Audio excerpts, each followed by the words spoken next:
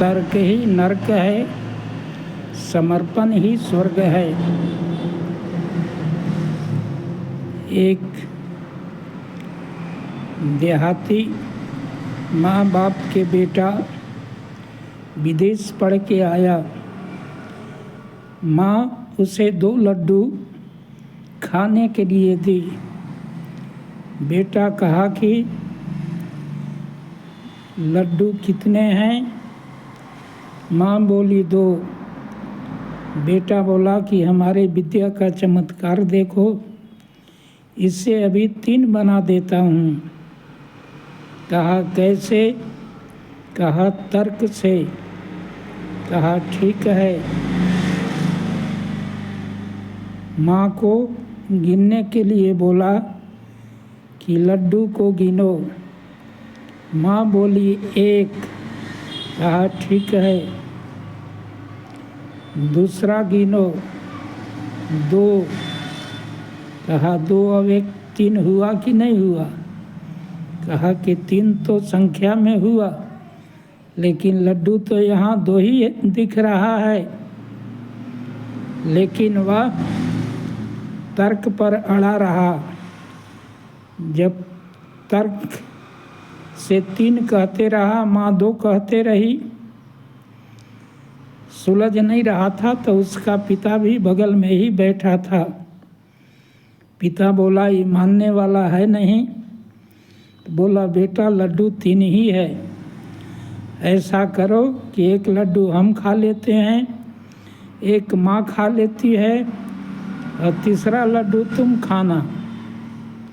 और दोनों 1-1 लड्डू खा गए, और तर्क वाले को कुछ नहीं मिला।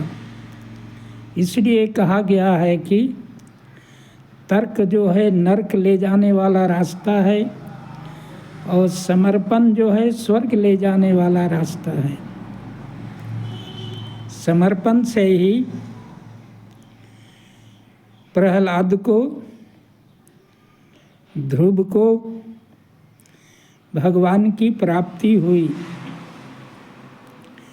जब हिरण्यकश्यप पूछने लगता है तुम्हारा विष्णु कहाँ रहता है, तो बोला कि वो हम में भी है, आप में भी है, खड्ग में भी है, और इस खंभे में भी है।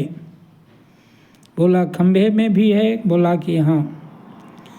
तो उसी खंभे में गदा का प्रहार करता है, और भगवान विष्णु आधा नर और आधा सिंह के रूप में प्रकट हो जाते हैं, क्योंकि वह वैसा ही वरदान मांगा था कि न दिन में मरूं न रात में मरूं, न अस्त्र से मरूं न शस्त्र से मरूं।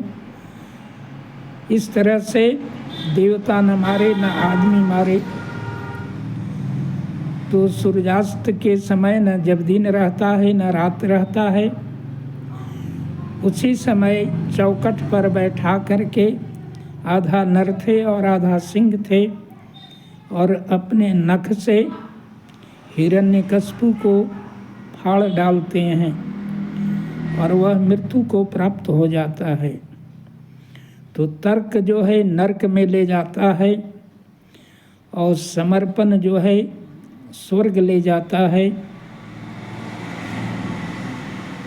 तो ध्रुव प्रहलाद जो है समर्पण की रास्ता चुने, इसलिए आज भी सारा संसार ध्रुव प्रहलाद को भगवान के भक्त के रूप में जानता है। लेकिन तर्क करने वाले हिरण्यकश्यप, हिरण्याक्ष, कंस, इन सबों का आज क्या परिणाम हुआ सारा संसार जानता है। इसलिए समर्पण रखो। तर्क करने से परमात्मा भी पत्थर दिखाई देते हैं, और समर्पण करने से पत्थर से भी परमात्मा प्रकट हो जाते हैं।